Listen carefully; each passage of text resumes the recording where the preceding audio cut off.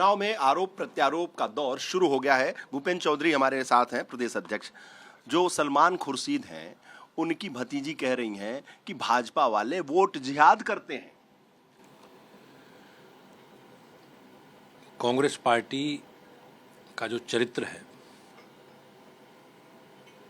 और जो उनकी विचारधारा है,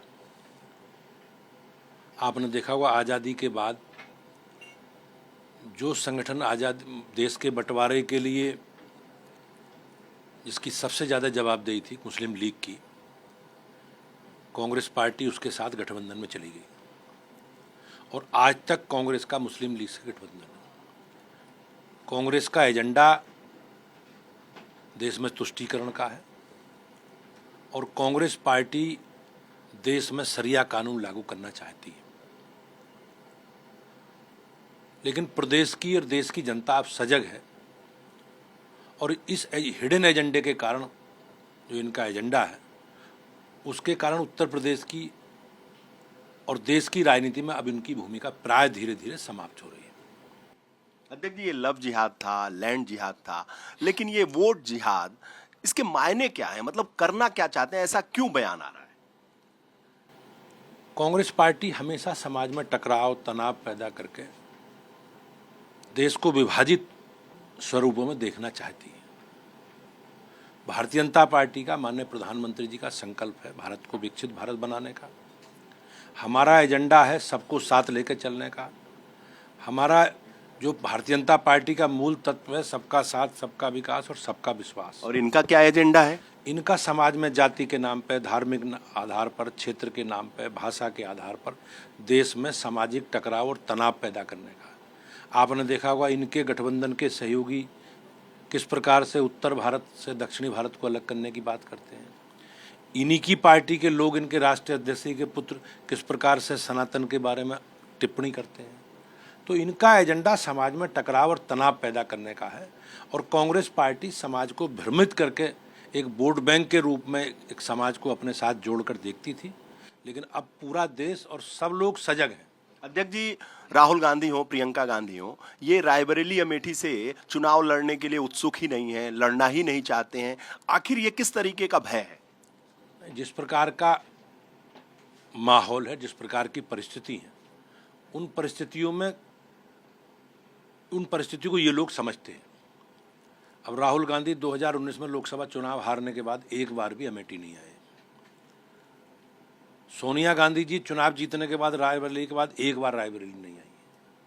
तो रायबरेली की जनता और पूरा प्रदेश ये जानता है कि कांग्रेस की भूमिका उत्तर प्रदेश की राजनीति में प्राय समाप्त हो गई। तो ये हार से डर रहे हैं क्या? निश्चित रूप से जो जनता के प्रश्न हैं, उन जनता के प्रश्नों को कैसे जवाब देंगे, उन्हें कैसे फेस करेंगे। तो आपको लगता है कि लड़ेंगे तो हारेंगे? हाँ, निश्चित रूप से जिस प्रकार की परिस्थिति है और जो रुझान उत्तर प्रदेश में आ रहे हैं, तो उसमें निश्चित रूप से बड़े अंतर से राहुल गांधी, सोनिया गांधी या जो भी लोग लड़ेंगे, रायबरेली और अमेठी सहित उत्तर प्रदेश की सभी सीटें भाजपा जीतेगी। प्रियंका गांधी भी हारेंगी? निश्चित रूप से हारेंगे, बड़े अंतर से हारेंगे जी।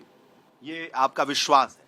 नहीं, हमारा जो काम है, हमारी सरकार का जो भरोसा है। एक सवाल है, अखिलेश यादव ये कह रहे हैं कि जो आरएसएस है, आपका पितृ संगठन, बहुत ही खतरनाक, आप लोग बहुत ही जहरीले, खतरनाक। तो इतना जहर, इतना खतरनाक क्यों? समाजवादी पार्टी ने जिस प्रकार के प्रदेश में अपनी सरकार में परिस्थिति उत्पन्न की, पूरा प्रदेश दंगाई लोग चलाते थे, सरकारें दंगाइयों के, अपराधियों के, माफियाओं के संरक्षण में खड़ी रहती थी।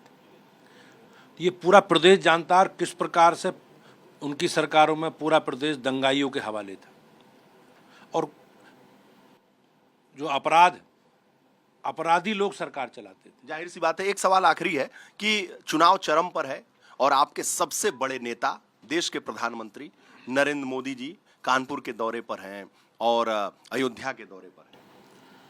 हमारे प्रधानमंत्री जी का कार्यक्रम 4 तारीख का कानपुर में प्राप्त हुआ है और जैसा मैंने कहा, हमारी पूरी पार्टी माननीय प्रधानमंत्री जी के नेतृत्व में, मुख्यमंत्री जी के नेतृत्व में, हम अपना रिपोर्ट कार्ड, अपने कामकाज का लेखा जोखा लेकर जनता के बीच में है। और अयोध्या का दौरा प्रस्तावित है प्रधानमंत्री जी का? नहीं, अभी कानपुर का प्राप्त हुआ है। प्राप्त हुआ, लेकिन प्रस्तावित दौरा है अयोध्या का। अगले कानपुर का चुनाव संभवतः चौथे चरण में है जी जी और अयोध्या का इधर का क्षेत्र का चुनाव। जी। तो मैं निश्चित रूप से कह सकता हूं कि माननीय प्रधानमंत्री जी अपने पूरे 10 वर्षों का लेखा जोखा लेकर लगातार जनता के बीच में। बहुत बहुत धन्यवाद भूपेंद्र चौधरी, प्रदेश अध्यक्ष भारतीय जनता पार्टी, जो एबीपी न्यूज से बहुत सारे विषयों पर अपने बात को रख रहे थे। कैमरामैन हरिओम के साथ वीरेश पांडे, लखनऊ।